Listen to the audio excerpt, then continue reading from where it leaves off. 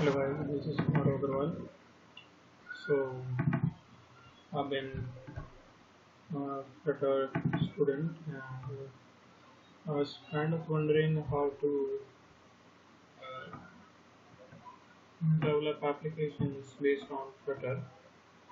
So I used to learn from YouTube and docs, so, but still I didn't find any good calculator app tutorial, and I kind of figured it out from one or two of the one or two of the tutorials. So I kind of use documentation, and those I kind of followed those documentation on the website and figure it out how to develop an calculator app. So uh, therefore I kind of want to share with you that how can we make basic calculator app in Flutter.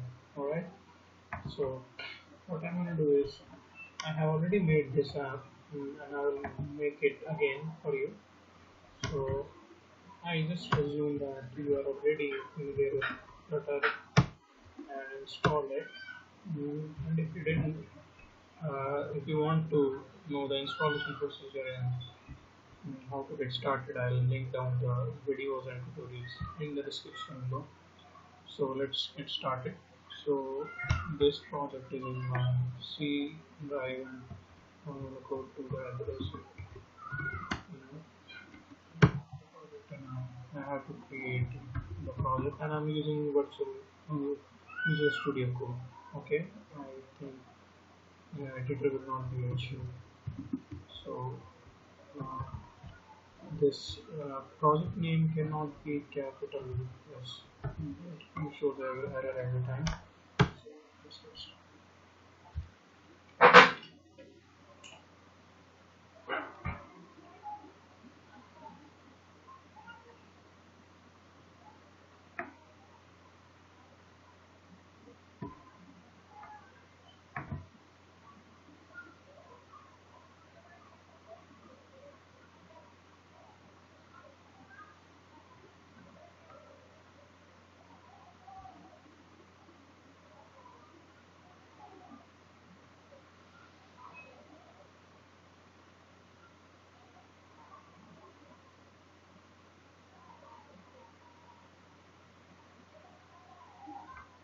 it's taking a bit time.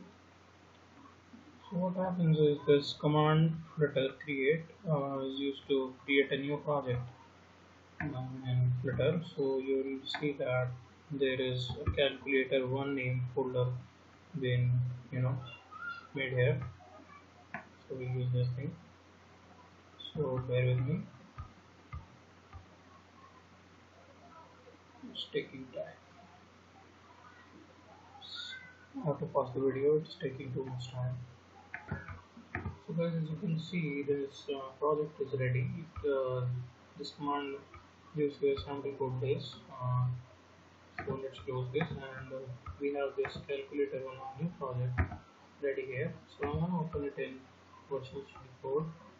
Sorry, Visual Studio Code. I have to open this.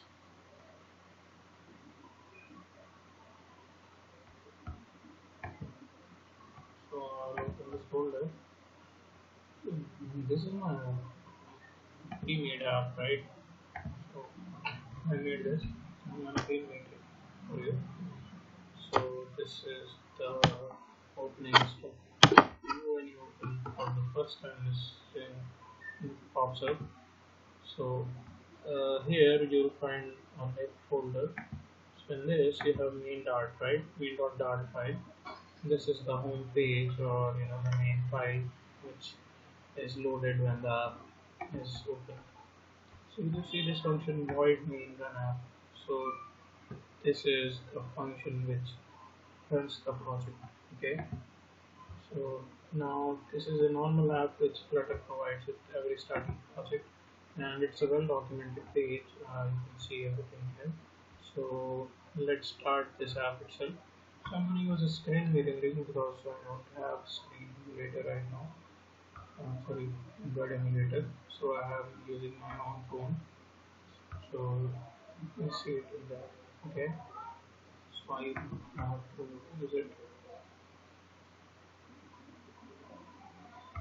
So it's on. So this is my phone and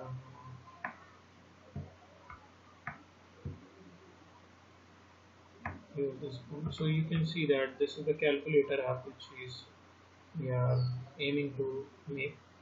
So this is like 78 plus and then 45, so it's 123, and then delete button deletes each character, and then if you press C it will do all this, and then we have another button which is going to make a number positive or negative based on whatever state it is in right now. So if it is negative, it will make it positive. Sorry, it is negative, right? So something like if it is negative and it is maybe positive, like that. So I wrote this point. So we have to make this up. So let's start our project. Hmm. So this we can go like this, right? Okay. So I'm gonna open this app in my phone. Run it. So how can we run this app in Visual Studio? You go to this debug controller here, and you start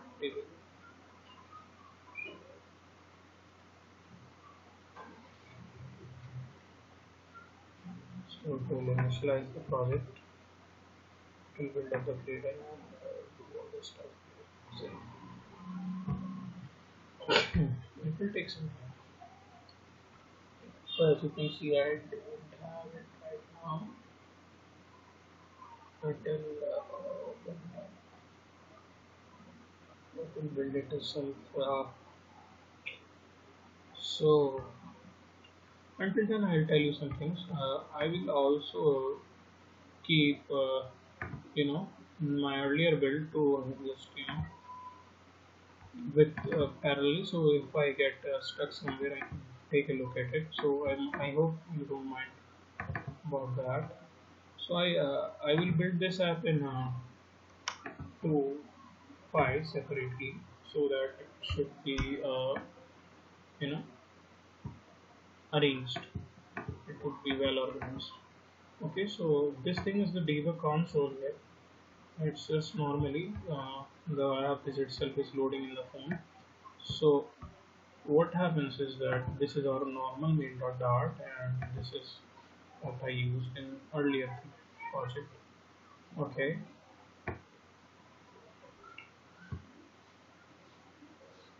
we have three files here, right? Let me show you.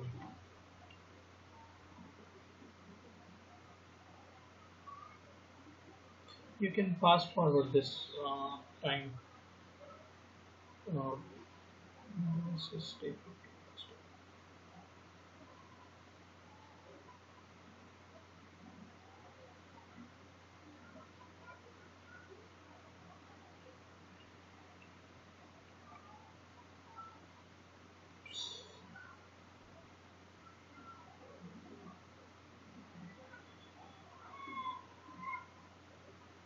Oh, this taking so much time.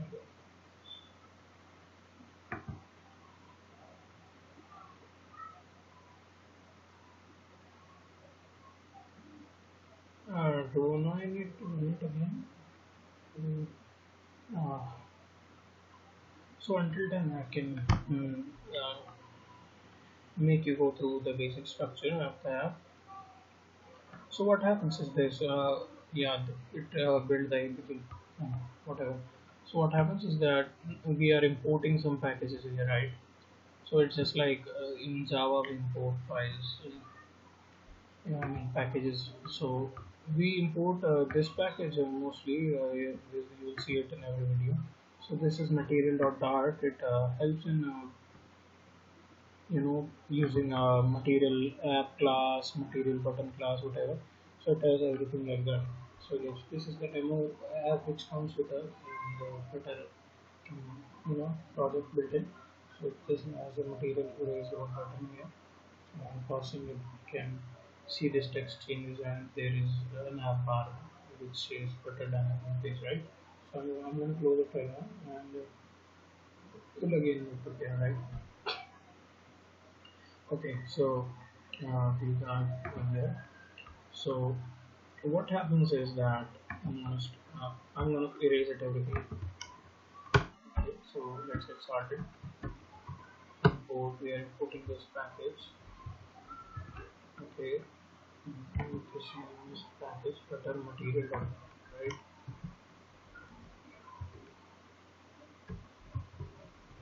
So it has an assist layer, but it's taking some time to recognize it. In this, it's taking some time. Yes, it's right. So we have this void main function where your app will be, sorry, your app will run, which will drive up your app. Okay, so this is not provided. So this has a run app function, right? Which will go your app. Okay, so we are calling it. And now we have to pass an app in here. So I'm gonna call my app. Okay. Now an app is itself is in a like a widget itself. Flutter is really all about widgets. Okay. So we have to create a widget here. Okay. So my app will be here. I use the new keyword. So it's like an instance of a widget which is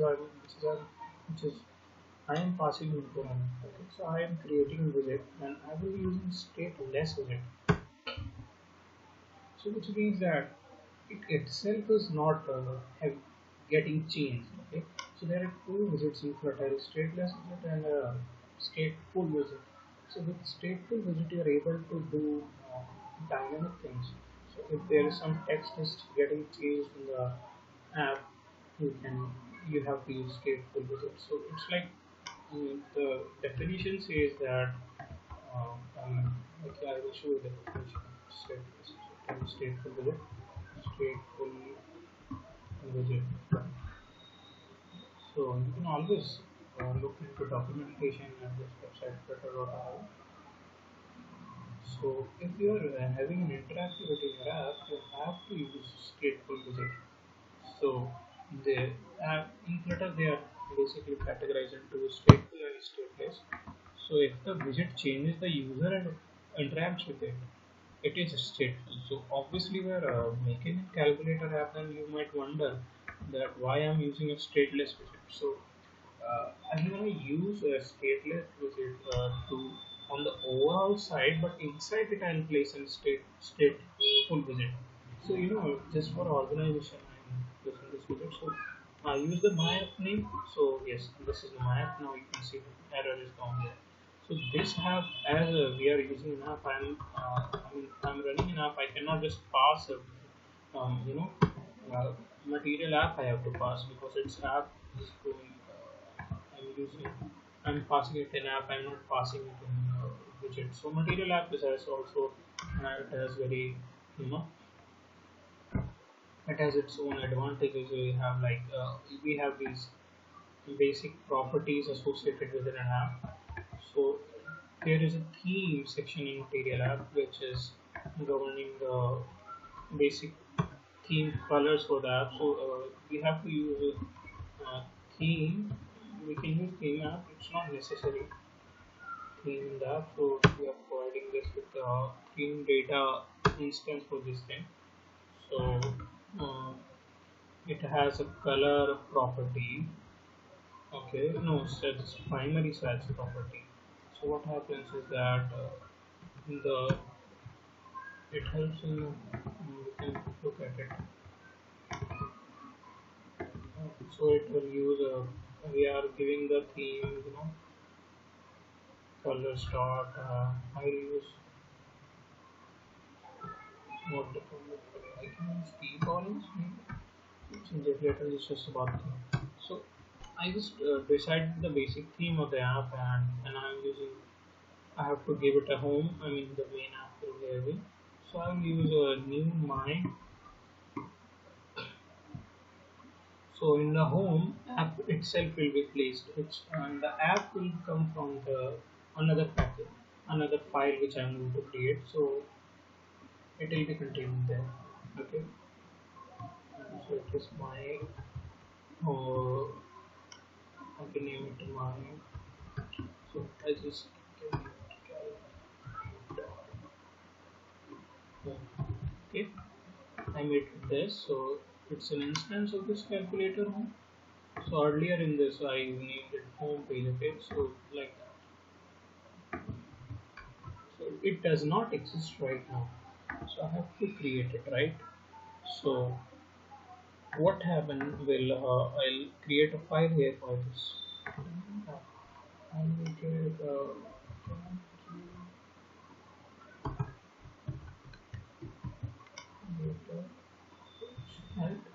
dot. Okay, so I created this page and in this I again import package okay, flat, but because again I have to push it in a it's like this, so I have to use this. So what happens is I'm using this as a class, right? It's like a class object here, so it has to be somewhere existing. So we'll create it in here in this calculator page or dart. But to use this, I have to import this page as well, right? Just like as we are using the material app here, which is pre-built, but still we have to import it, right? So we have to tell the system that okay, we are using this in here, using this from this file. So I have to give it a proper address from where we have to where we are using the file. Okay, but still we are getting an error because this file does not, this class does not exist in calculator page for that. So you have to create something here. Now let's see. So we are returning in the material app to run a function. Okay, and in the return material app there is a home section which is like for the overall, you know, this is like the overall screen which you will see. So it has an object of calculator home. Now as we already passed on the material app, so we don't need to create a material app again, so which will be, you know, placed inside the home of section of the material app. So we can just put in widgets in the material app. Okay, so it's Flutter project is to me is like a material app with some widgets in it. Okay, their behavior. So therefore I'm gonna now populate it, this calculator home with widgets. Okay, I mean like organized widgets. So we will now obviously this is a stateless widget, so inside a stateless widget we can always put in a stateful widget which will change its state. So the main idea was to you know, the main idea was I'll show you. So in this app, you will see that this overall thing, you know, as a home, and inside this there's this, from this is very calculator to this, wherever you are seeing interactivity here, if I'm pressing these buttons and whatever, so wherever you're seeing this thing, it's really, you know, it's dynamic and it's interactive, so we have to use stateful widget because without it it's an interaction is not possible, right? So closing it right now, so we'll use a stateful widget here.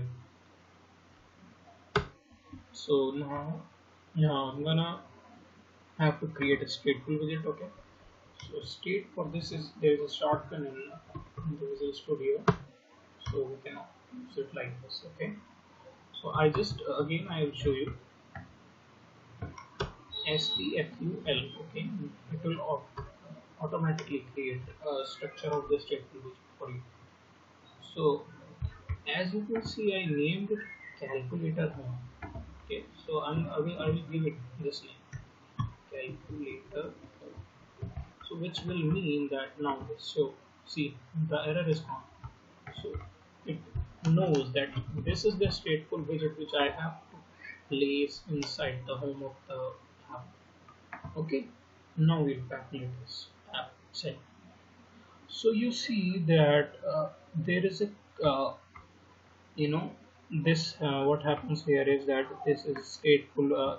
Our class calculator home is extending stateful widget class, right? And in this class there is a method called create state. So we have to this it's all automatically done, but I'm just explaining some bits of it. So it is overridden here. Now these two methods are always have to be overridden in stateful widget if you have to create something somewhere. Okay. Now what happens is that this widget build method will return a widget which will be the main widget our app will be having. Okay, so this is the main widget, and inside it we can organize other widgets. Okay, so container in itself is a big widget. You can think of it like a box. I'll show you in the documentation.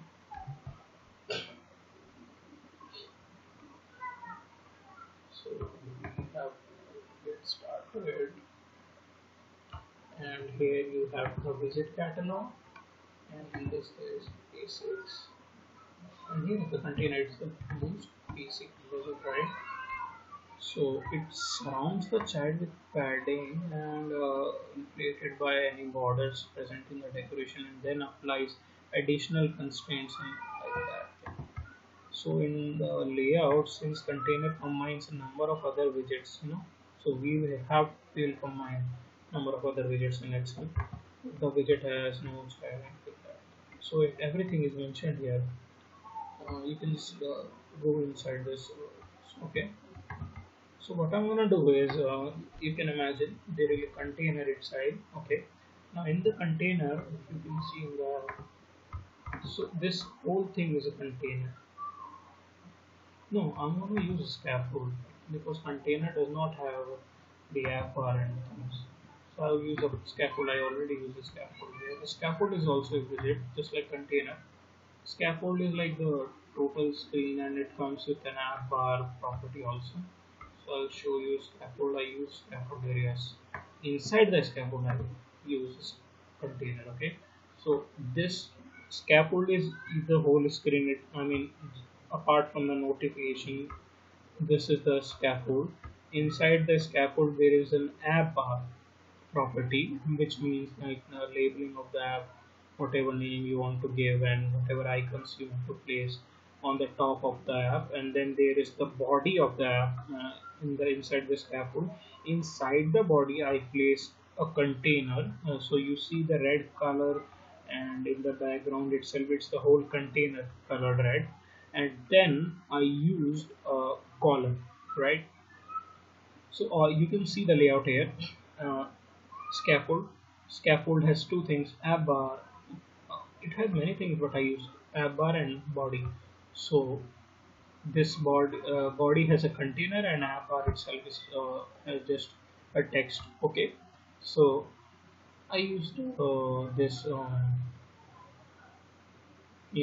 column in the container, and in the column there is first child as a the text field which is used to take input, and it's interactive text. Okay, it is not just the static text. So in the also the second child is this row.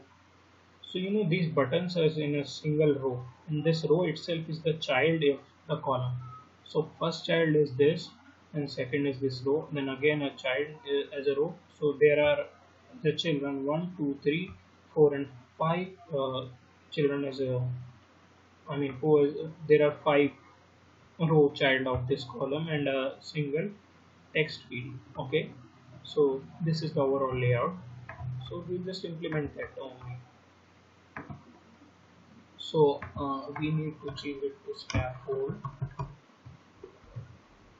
Okay. So now we start. So the scaffold has an app bar property, and the app bar you have to pass. Now one thing also, we can always use this new keyword, which is in object oriented languages means uh, instance of the class, but it's not necessary now because Flutter in the recent update they not did not they disabled the mandatory fashion of this word, so now we can go without it. Now app bar has a title section which is just means to the you look at this place. So this calculator is the title of it. So title has to be text, so I'm using this text widget. Inside it I'll paste the data which I want to show here. So whatever you can name it, I'm naming calculator, right? Okay, so what will happen is that I use this theme and data as a deep orange. So as you can see here it is green. Now just by the theme, because of the theme, now it will be, now see that as I tapped on the the text field, it automatically color the color of the text field automatically changes to green color, right? So let me see, make you see again. So you can see that automatically this arrow droplet like icon is also green, so automatically it changes itself to green. So this is just all because of theme. So this is how useful it is. We don't have to explicitly say that on tapping this thing it should be this color. So overall in a theme fashion it will have its own color. So let's just run this app. Okay, so it will just give us an app like that. So I'm gonna use hot reload, which is a really nice function of Flutter app. So this was our own original app. So I'm gonna use hot reload. Now hot reload is a very good. What is this? Calculator. Goes this way. So actually this is because of this thing, right? So you have to change it to state. So if you are explicitly, create state only working, if the app itself, the widget is used in its this file only, but simply we are just passing the state into this. I think so. So into this file. So now it has to go. See. So we are seeing a deep orange color over here. So I will show it to you. So you see. No, I will change the color on the outside. You can take a look at it. So if I go to red, instantly, this is the beauty of Flutter. My screen is a little bit, so it's not 3D, right?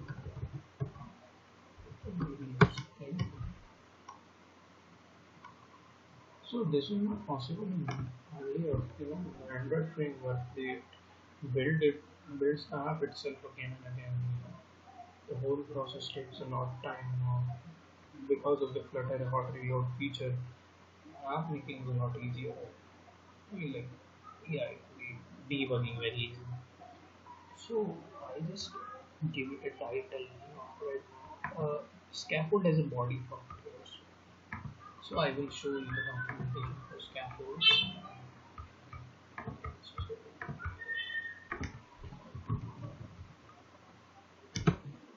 So you can imagine the scaffold as a topmost layer of the so topmost layer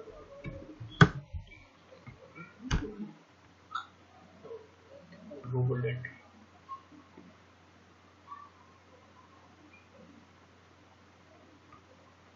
So So here is scaffold.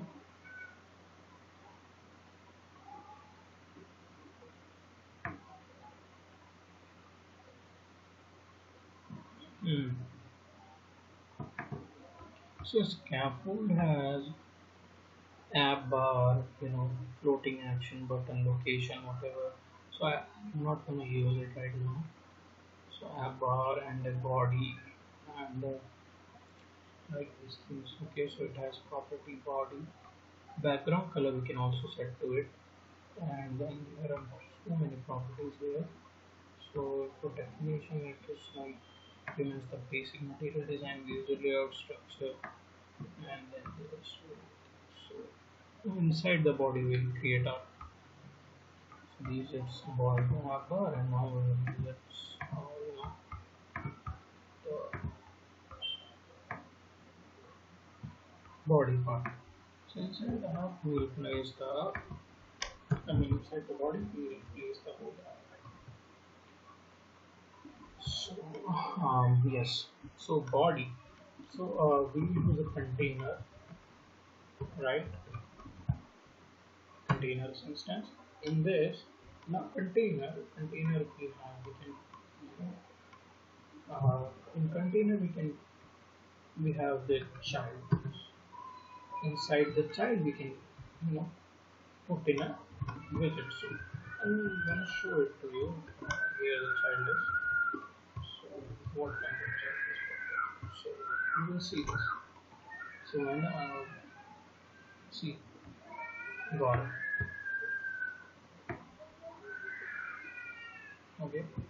So there's the child. So now this thing is not in the center right now. So if I want to take the center, so first I can use the center bit. So instead of center, what I can do is right. First yes, I want the background color of container. So I want to show you the container, right? I'll color it differently so you will be able to see the whole body itself. So because container is in body part, right? So you will be able to differentiate it. So this is the container part. Okay. So that will be like this. You can always change the style. Now, what we can do is just like in my main app I did. So I'm gonna show you how to do this. This whole code is made by me. So I added a padding here, and after that, first I made a color, then I used a column to place my widgets. Okay, so padding is not always necessary. Padding just means the area surrounded by the area, some area of the widget inside the widget, not the outside area. So like this inside area, some of it would be taken. Okay, so it acts like a cushion inside the walls. So we don't need padding right now. So color was the property of you know the container, but it has to have a child. So because the child will make a sense. So we are adding a column in it. Now I will show you new. No column has no, as you know that column will contain many widgets, in a column fashion. So for that we don't have a single child in a column, we have children. Other widgets will just have a single child, but column and row have children. Children has a widget list. So this is a widget type.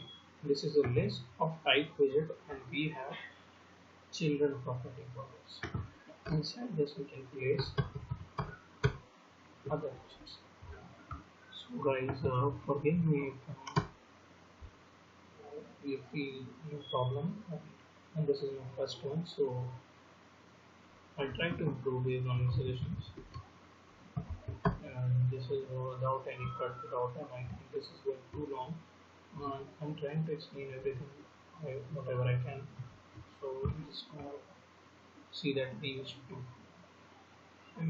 And obviously the two needed this much space only, right? So you can see it here, just this amount of space. Okay, so the app itself adjusted it to only this. So 2 is in the column is in the container, and container is itself in the body part of the, the app, right? So it just, they adjusted themselves and the rest is empty. So, you know so now I use expanded visit, right? Expanded visit makes the most possible use of the space available. So first one is the expanded visit. Inside the expanded visit, I will give it a child with the text. Whatever it is, whatever text. Now you see. Sorry, expanded widget will give the most, in column it works like that. In column it will give the all possible vertical space. In a row it will give the all possible horizontal space. That's why we use expanded widget. So it will not work to cover up the horizontal space which is getting unused in here. So we have to place a widget like which is itself which is itself using the all available space. So I will show. I first, in the layout I showed you. I In the calculator app we always have this first place where we use to enter our button and get output whatever. So we use the text field widget here. So there is a text widget here, right? So text field widget is using to, you know using this text field widget for the input and output. Text field widget has some properties which is like decoration. It's not of our use right now. If we can place some hint text in here, I'll show you.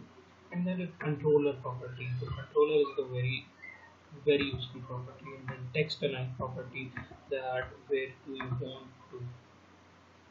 want your text to be showed up in the end, in the center, in whatever place. So just text field. So let's use decoration too, so that I can show you the hint text. You will be able to see that where is the our text. So inside a hint text, I am giving. Sorry, I will.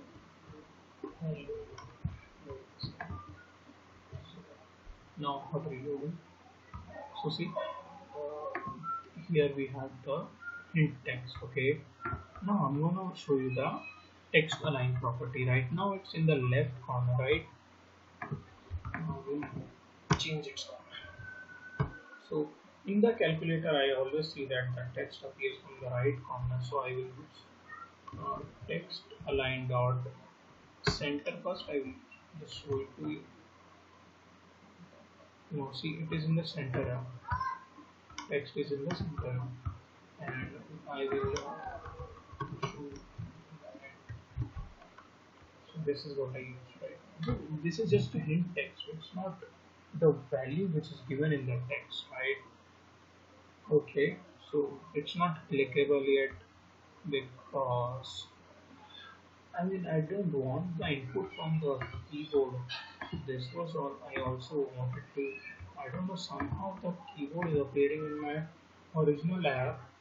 I don't want it to appear. See, here it's appearing on clicking. Right now it's not appearing here. I don't know why this is happening. Maybe it will happen when a controller is assigned to this thing. I don't know. So in my original app, this keyboard appears. Right now it does not appear here. Maybe it will happen. Now there is a controller property also. We have to assign it to a controller. The controller is something which we can use to extract the text from this text field, which we can use to change the text in this text field. So this is something like, so text editing controller is the widget here, and this is the it's not a widget, it's a controller. Okay, so it's a provided entity in the Flutter itself. So we have to create an instance of this thing, right? So we will create of the instance of this controller in the class itself, just like a variable we declare. So just like we declare int x equals to something, so we create its instance, right? So just like that. And I have created the instance of this uh, text controller. Now it's unused. I have not used it yet. So as soon as I use it, this green line will disappear. So this so just like this normal class, we first mention its name. So class name is text editing controller. What is the variable name? T equals to new, then text editing controller, again the class name, and then the if you want to pass some parameter in the constructor of it. So I pass the text parameter because it's that constructor. So I use the text this parameterized constructor which is expecting a text inside it. So I gave it 0, which will which is used to here to set the text field by 0 at the starting of the app. So you'll find a 0 here. So I don't need this field text in calculator, because you don't find like that in calculator that there is a field text there. So it just starts with 0. So I'll assign this to t. So this text will now be controlled by the t. You know, so it is taking time, right? So you can see that 0 is there now because it's being controlled by the text editing controller. I'll try to click on it. As soon as I give it a controller, the keyboard is enabled now, and as you can see that this line is in blue orange color. So it's all not orange, it's I think pink color, yes. So it's just because of the theme of the Flutter. So it just automatically does everything. This is so nice. So I have to maybe just keep it private to look more simple, right? Now, what can we do now? We have to first our text field is complete, right? Now I will add. Can we give it a size? I can try. There is no size property here, so I think it's also in the documentation itself. If there is some size property,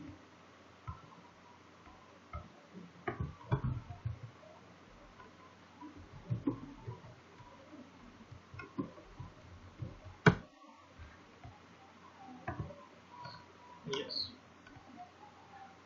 So there is border property for border dot.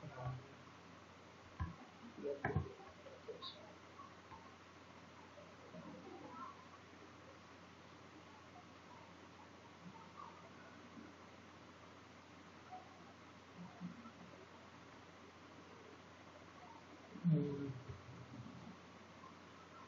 Style property is there, right? Style to use to the text being editing. Style new text style, because we are editing the text and I can give it a font size of like 20.0. The font size is always in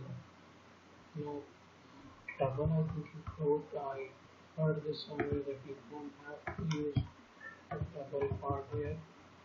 Test it will not need to do it. So yeah, did I even give it too much?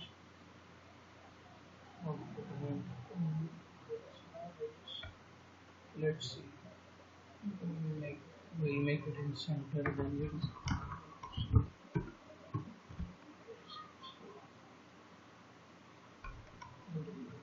where it's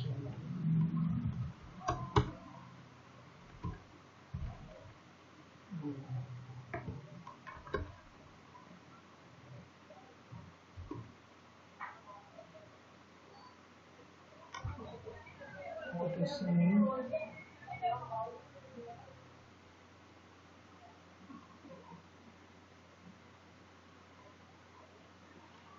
This is some error. I don't know how to solve it. So let's leave it for right now. Only okay. And I just want to show you how can we implement widget in the calculator. So we needed 5 row, right? So this children will have 5 rows in it. So I'll construct a single row for you guys, and then we'll copy it from because it's just replicating work. Okay. So in the inside a row again, as the row has many children, so just like column it has visits. Yes, the column has some property. I remember it had a property, some classes. So let me use.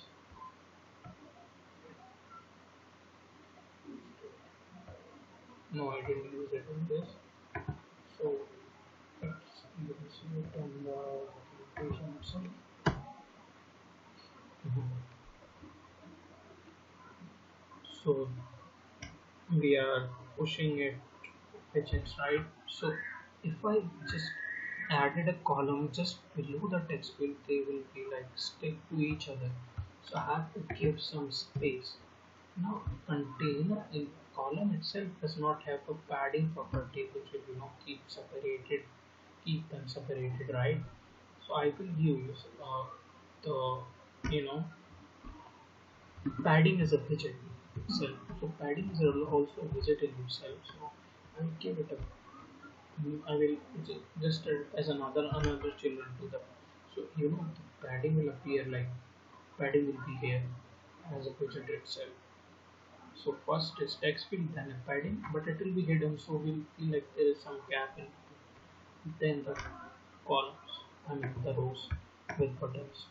So padding, which it has a padding field in which we can add the padding const for its insist.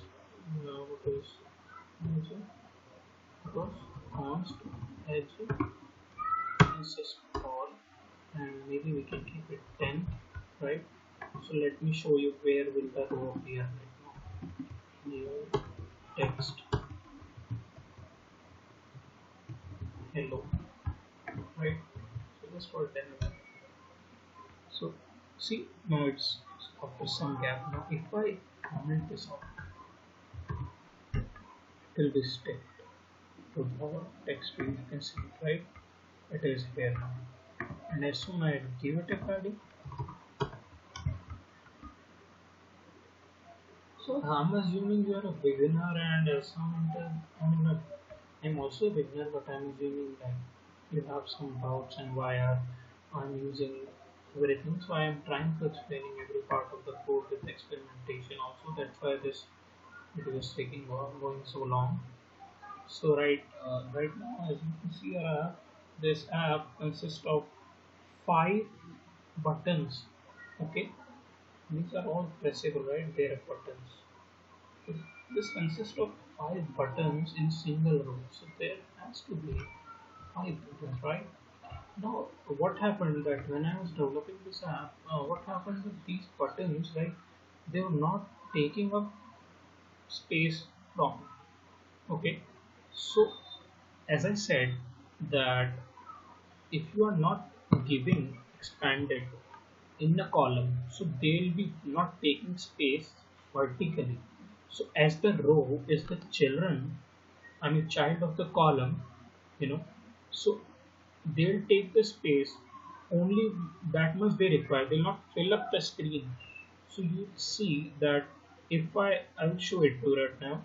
So you will see that the row, I mean the row itself will have just normal width of a button. Will not be expanded in a vertical fashion. Okay. Now, inside the row, the buttons will not be expanded in a horizontal fashion if I don't use expanded inside the row for every button. So I have to expand the button as well and the row as well. So I'll show it here in the my earlier code. See, this is the padding, this is the text field, right? So I expanded the row itself, so it will take up the space vertically. Then I expanded the every button inside the row so that it will get as much as width as possible. Okay, so you see that expanded has the child as a button. So inside expanded widget, which takes the maximum possible space, there will be the button. Okay, so that's how we are doing.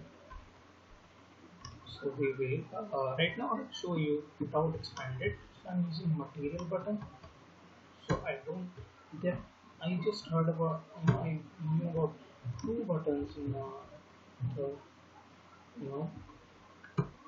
So inside material button you can place a child, right? So I pay because we have display text on the button. We will use text inside this. We can even also place icon inside this. So button can have icon also, AC unit, whatever. And let's see what happens in the. Yes, we have to always should keep it in on press method itself. Now, right now it's blank, so it will do nothing for So this is our app. I'm trying. So you see, this is a AC icon inside the child. So it's like it's button. Okay. So it's pressable. You can see that I pressed it. The color changes a bit on press. There is shading effect already all given inside. So some lag to the yeah, so you can see that. Okay, now as you can, I will maybe I can give it background color is to material button. I can try so you can see you can clearly see its dimensions, how much dimension the button is taking. So this is the dimension button is taking. Okay, so this is such small dimension in horizontal as well as vertical fashion. It's not taking up the whole space. So if I wrap it up, if I place it inside, and so this is a very utility tool. So I can just made a child of another widget. So I'll make it a child of expanded widget right now. So as soon as I do that, I will think that so this moved a little bit. So what happens is that as there are no other widgets around, so this button is trying to take up as much space possible. So you see that in the expanded widget, it's in this. There is a row. Inside that row, there is a material button, right? But as expanded widget took this whole place, okay. But it's still keeping the row button inside. As soon as uh, the row, in, as soon as this uh, whole space will start getting fill up, it will get shrink. It will. I can explain. Sorry. So you will see in the comment section, in the coming part of the video. I cannot explain it by words itself. So you will be able to see as I expanded it inside the row, it took up space horizontally, and as I expanded it in the column, I expanded the whole row itself, so it took the space vertically. You cannot see the space because the space is allotted to the row. So the row itself is taking the space, total space, because there is no one around it right now. There is a single row.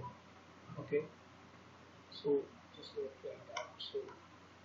So this button has an on press method, and this button has a icons method, right? I'm sorry, child, in which we have to place text so that we can label the text buttons. So I'll be copying it right now. You can download the code from Github. Alright. So I will copy the all buttons itself, just the button, right, for right now. So right, also you can see that inside the row I use cross-axis alignment dot stretch. So it will help. Yeah, that's why I used it. It will help the buttons to expand vertically inside the row itself, because right now the row is taking up all the space, but still the button is not inside.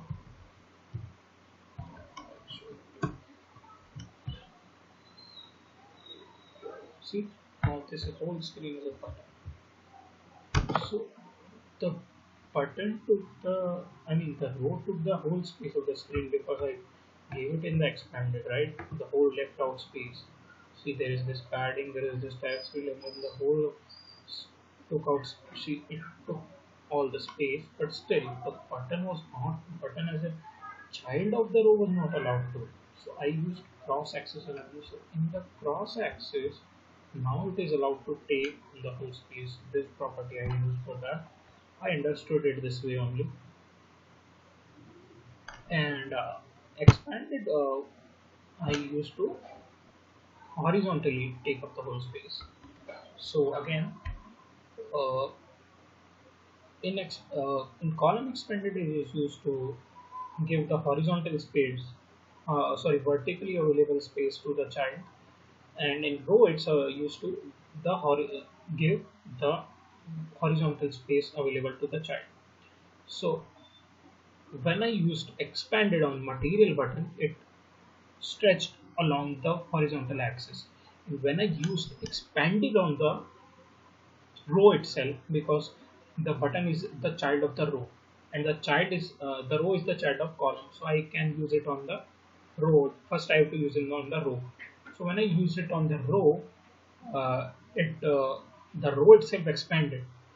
Okay, the row itself took the all available space, and as I used expanded on the material button inside the row, it gave the all available space horizontally, but still the problem was that it was not able to give it the vertical space the row itself had.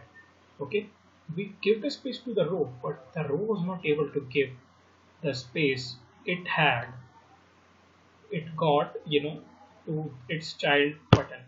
So we did that by cross-axis alignment dot stretch. Okay, so that's all the summary.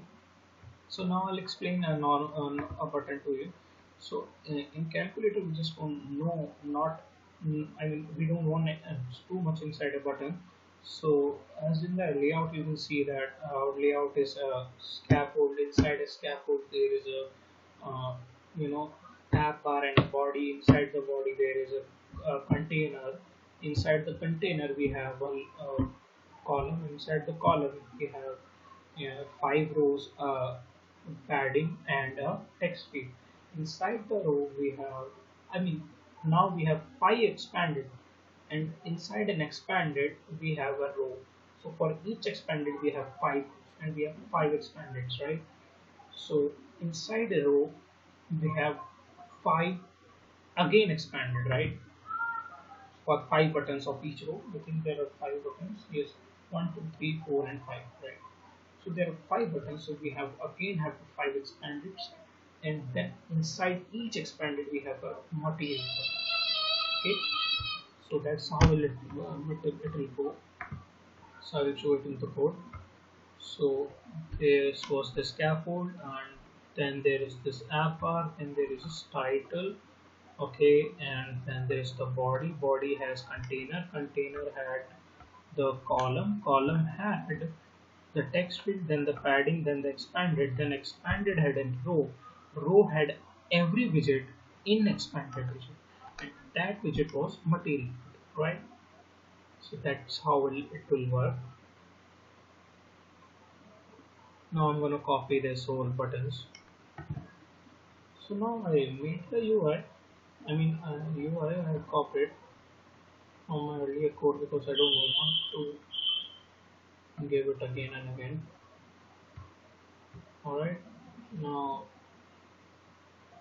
you see there is an on press property right inside the button. So it just means literally that what will I what will be the command, or what is the action which needs to be performed when the button is pressed.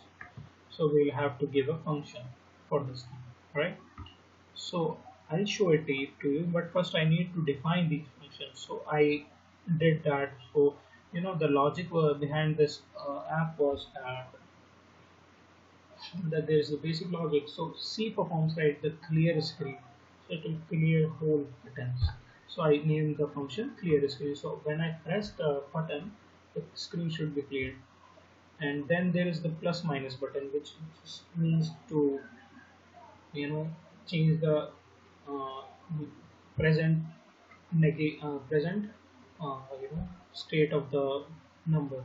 So if it's negative, then it will make it positive. It is If it is positive, then it will make the negative. So I named it plus minus, right?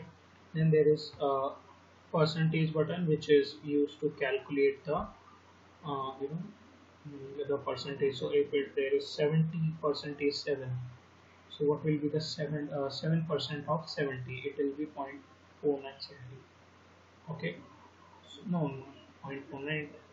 I don't know the math. You can calculate it itself. And then there is the delete button, right?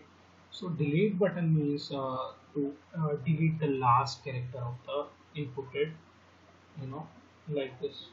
So if I press 078, it will delete 8.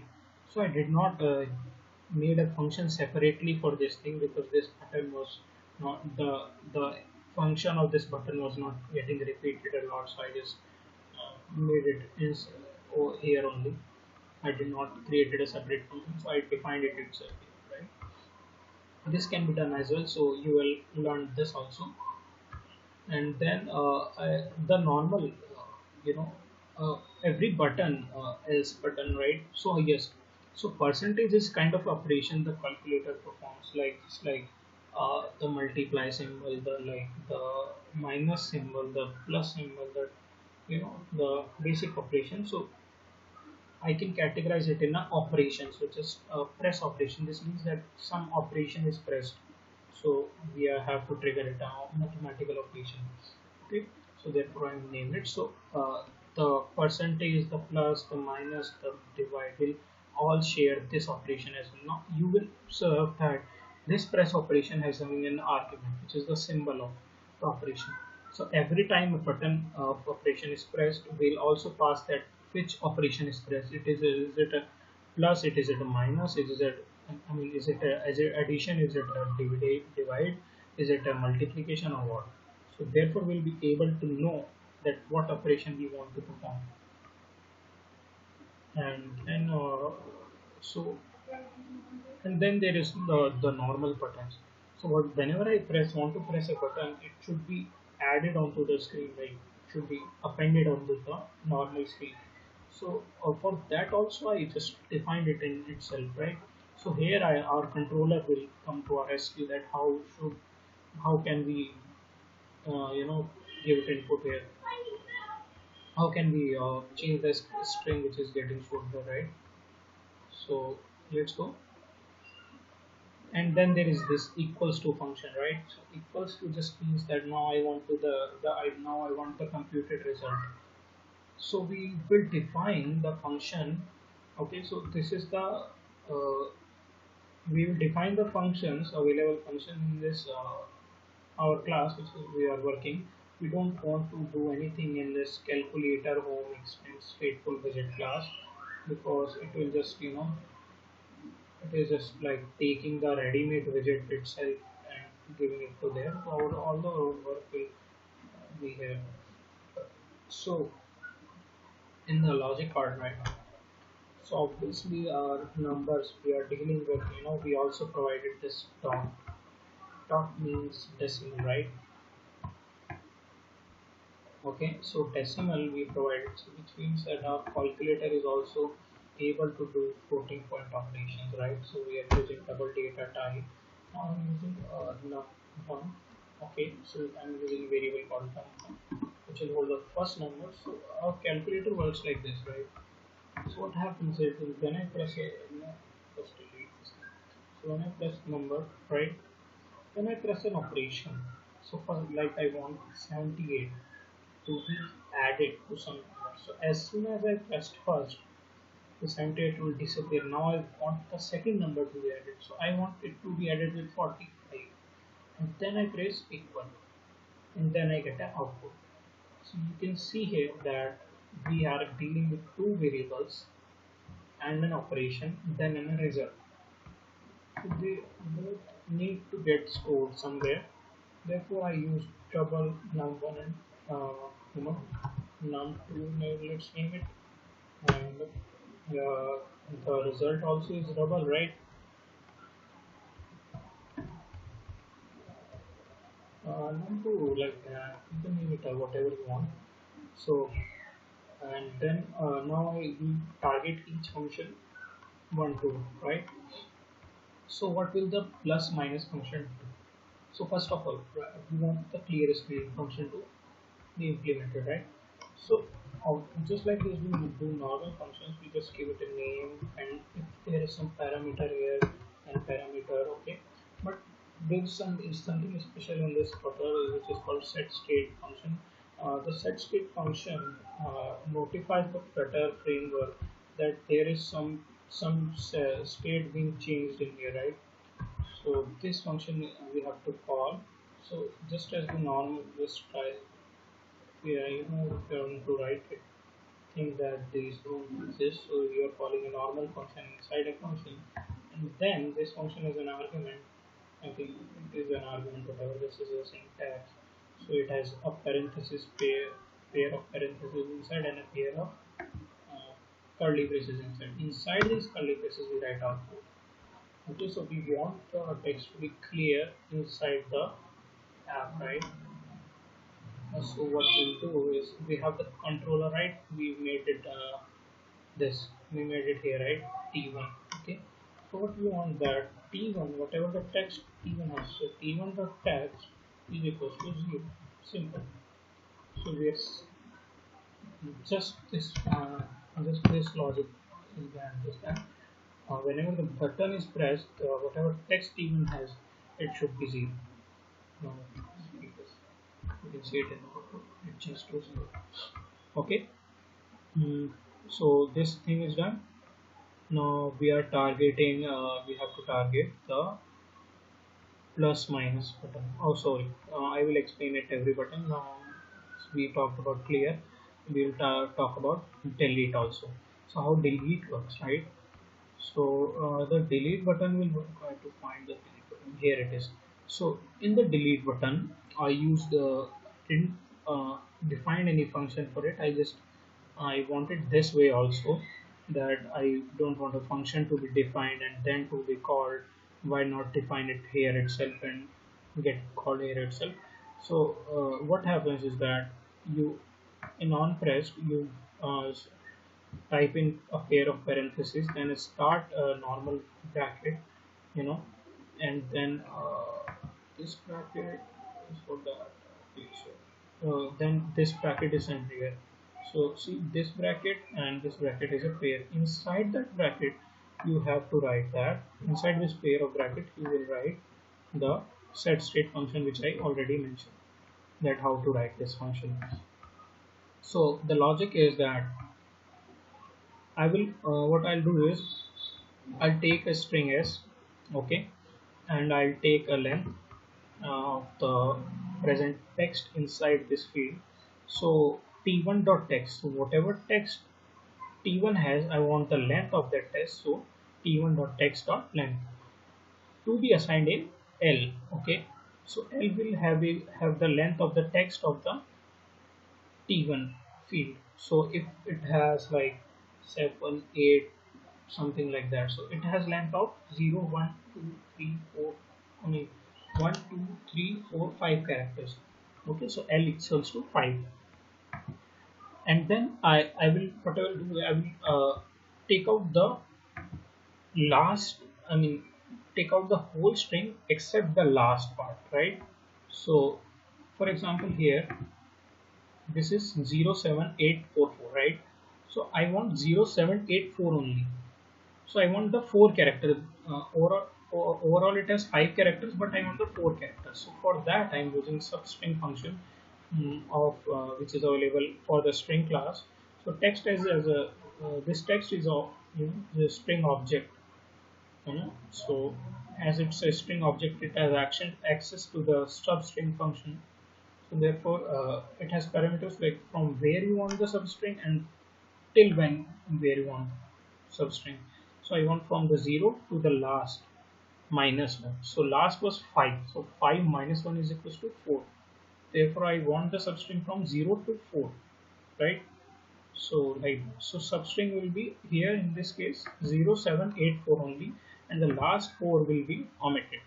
And then I'll assign this substring to the text again. So what I did, I took this substring again I repeat, I took this substring, I removed the last character, and I again replaced it with the new substring which I took. Okay, so that's how it works. Now moving on to the button, I think the next button is, what is the next button? The next button is the plus minus symbol, right? I think there is some logic mistake in this button, but it works for this first time. And when I press it for the, honestly, I'm telling you honestly, when I press it on the second time, it again, it again comes with the earlier character. So it's logic. I used a simple logic for this button. So what I did was I tried to uh, know the type of number which is right now on the screen. So how can I do that is, first of all, let us define the function again. Okay, set state inside this one parenthesis and curly braces. Inside that, yes, right now I will take the data and assign it to a number, right? So first of all, uh, I can do it like this also. So if double dot parse, right, dot is negative, okay. So if the number on the screen is negative, what? As we know that the number is double, it can be of type double. So if the number inside the, and so what I did was, even though text is the text on the screen, so let's first take it as a text. Okay, now this text is of type string, right? And it does not have any nature of positive, it's just symbols, right? It does not mean anything to the computer in terms of mathematics. So first we need to convert into double because this is a floating calculator, right? I mean, it can also perform, so we don't want to take any chance. Okay, so we always treat it like a double. So what happens is that this will return a double number. We are parsing the double part from this string, and we just provided the numbers itself, so there is no chance that there will be a, b, c, or d inside this part. So it will always give a number. So the number, now here in this case 7844 will be parsed, and now I'll ask that is this number negative. So this is a built-in function associated with a double digit type and double type. So this will return false and right. So if this is number is negative, right? So what I'll do is I just have to add plus to it. Okay, so I can do t1 dot text equals to plus, right? So I want to add on the front, and like in the front position, all the symbol is already added in the front position, right? So I concatenate this string with plus symbol, and again it will be replaced. So t1 dot text will be replaced by plus symbol, addition symbol, plus t1 dot text. The concatenation of addition symbol and t1 dot text. Okay, so there, this is how it will work. If it is negative, then it will be turned to plus. Okay, And what if it's not negative? Else, else part. So I can do else if it's not negative, it is positive. I think I can do this. I think this was the logic for I made earlier. Now let's correct right now. P1 dot text. Okay. So again, I need to remind you that is positive. Is there is some function here? Um, hmm. So I can use negative and I will make it not, right? Else if not, okay. So it will be positive number, and then I use text equals to. So I use else part earlier. I didn't use else. So maybe that was the reason why it didn't work properly. So this is how it will work.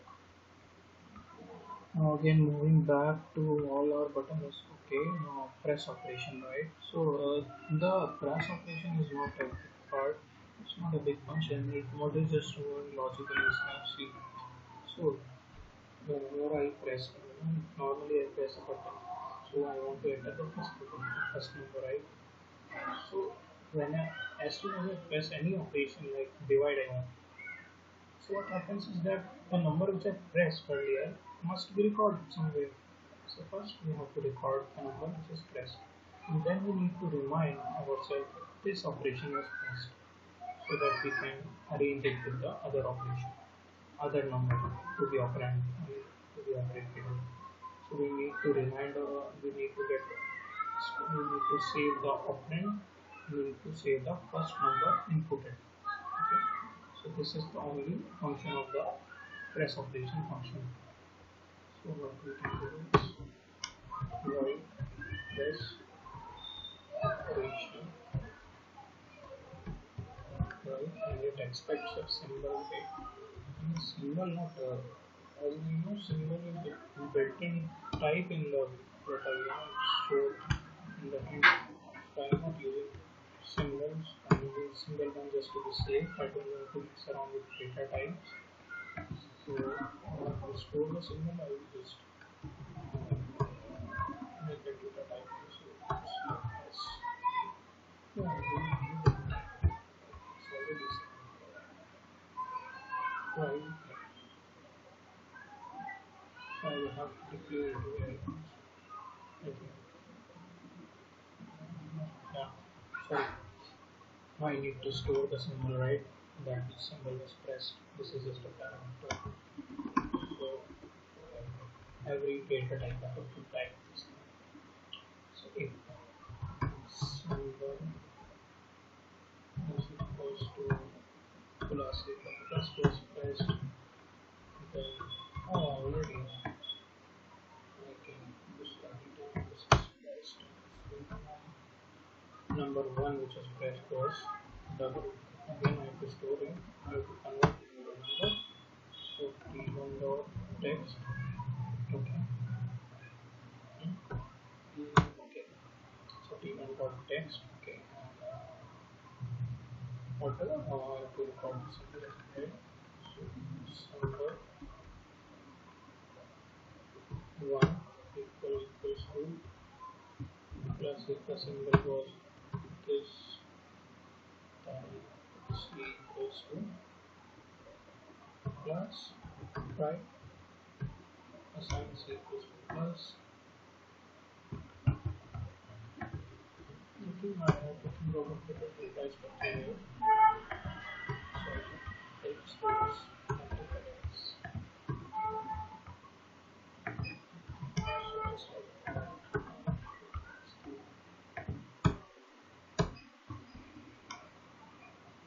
oh wait, sorry. Just now c equals to something, right? Just kind of sound. Sorry. I don't know what I was thinking. So I think this is only required thing, right? Oh, I have to clear it as well. I have to clear the numbers. So I can just move that. So because you set state,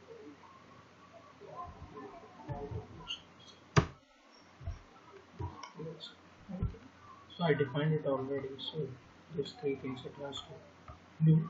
Now the final button, right? Equals to button.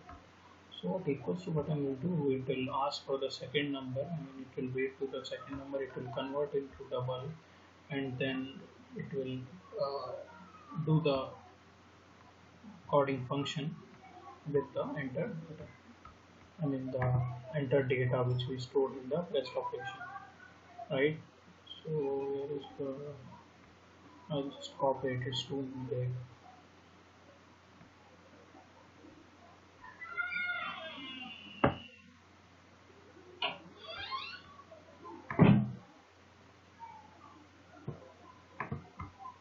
So this is I will show it to you. So this is all our normal this normal set state and then the name of the function whatever. So the main thing is this. So just you have to look at one logic. I mean the one operation, and you can figure out the all rest operation. This the symbol thing or the mathematics as we do for it. The mathematics is different, but the coding logic is just is the same for all the buttons. So just for example, if the C is and the V, the symbol which is stored in our function, if C is equals to plus, right? Here, C is symbol, right? I used CH here. So if C equals to plus, if this means that we want the plus operation, right? So if it's plus, what we'll do, we'll wait with you know let me show you. So we entered our first, we entered num. Now coding, talking in terms of code. We entered num, and then we pressed operation. Okay. So what this pressed operation did? It stored num. It made the C equals to plus because you remember the symbol, and it cleared the screen. Three things it did. Now we have to enter the. We normally enter the second button, right? It is 457. Now that now entered. So I am entering number 2. And then I press equals 535. So what? Obviously we are entering the second number after the first. Okay. So just like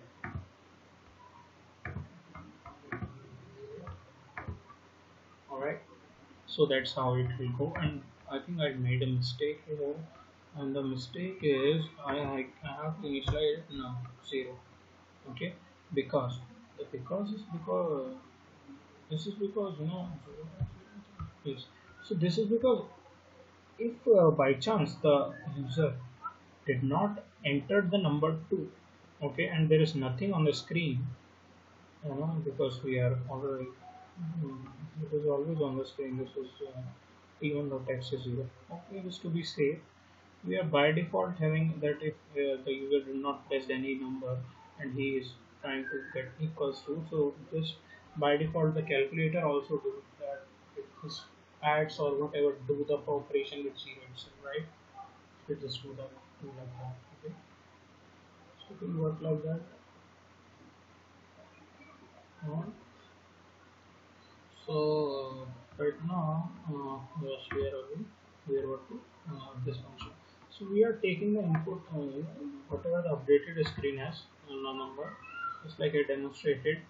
So it had the new number and we took it into f variable. I took it into f variable in this case, and I printed it. Now printed it does not means that I am printing it on the screen.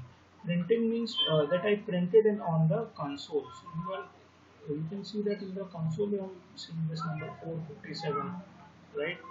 And I said so this 457 got printed because of the printf function. So in the console, just for debugging purpose, that are we getting the number right on the code or whatever, we can use it like that. So in the result part, I just have to add those numbers. Okay, so result equals to number 1 plus f, or you can call it num2. And then what I can do is I have to update the result to the screen. So 535 needs to be on the screen, right? Result holds 535 right now. So what I do is that 535 is of type double right now, but and the our text field has string only, right? So I need to convert it into string back. So therefore I am using result.toString. So it will be converted into string, and then I'll append it to the t1.text, right? So the text field of the text form, I will append it to that. So this is how it works, right? So I'll be so this thing I didn't work, sorry. So this thing I tried to avoid the 0 divide by 0, but what I found was that the Flutter was able to, I can show you, Flutter was on itself able to handle this thing, and it shows infinity on divide by 0. So therefore I don't need this thing, so I'll just normally do it just like I did with the other functions. Okay, so this is how we'll copy it. In the percentage part, this was a simple logic that result is the multiplication of the two numbers divided by 100. That's the percentage, right? So this is the function. So I'm just copying it right now. I'll modify it according to our code. Because our code has number, then we number 2 as a symbols, right? And then we test the app, right? And CH is also not there. It's C. I think I should have name is CH, because CH is something we use it for choice, right? And our operation is with our choice here, what we want to do. So right, F is not C.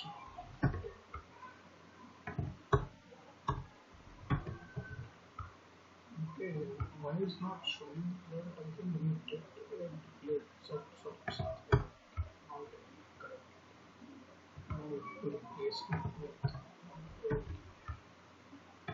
yeah, I can do this thing, and we can avoid this printf statement if you like. I just want it to be here because of the debugging that I need to see my number. Instead that my number getting inputted in here or not, just for that. Okay.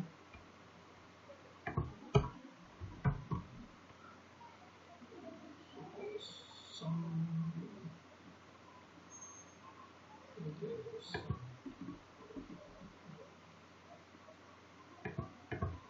extra. Yeah, so right. I think that's okay.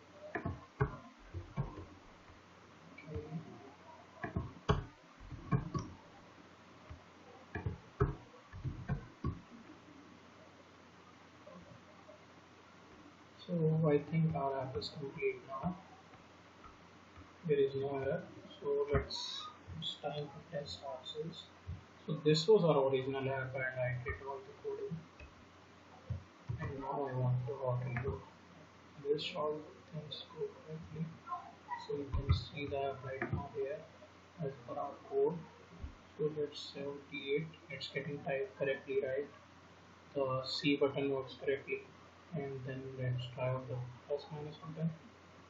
Okay, I'm still doing the, I don't know. Please suggest a solution for this if you can. Uh, but for the first time works correctly, whatever the symbol it has. Like if I have the 85, oh, I can, oh yes, I can. You can test it also. I can test the plus of, operations also.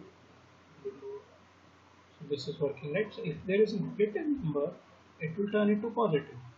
Yeah, so if there is negative number, it's doing the value. So maybe we can try to again try to. So plus, for plus it is doing right thing. Okay. What we can do is, yeah. So what happening is that negative always comes with its negative symbol. So we need to remove that. Sorry, the positive. What's happening here is that we are not removing the negative symbol. If the number is negative, we are trying to do is positive, right? So the problem is in the this part. So the number, negative number comes with, always comes with its symbol. So we have to append it with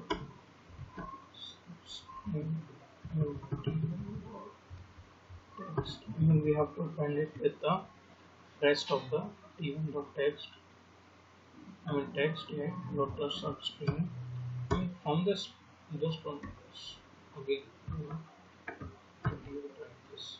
So from the rest of the, from the first character, from the second character, because in indices terminology, second character is denoted as 1 and the first character is denoted as 0.